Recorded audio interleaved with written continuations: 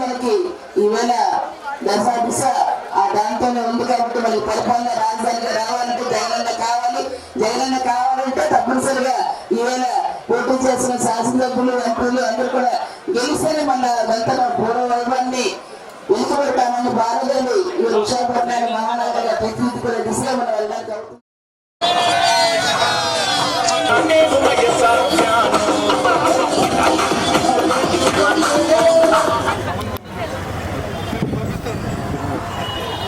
Thank you.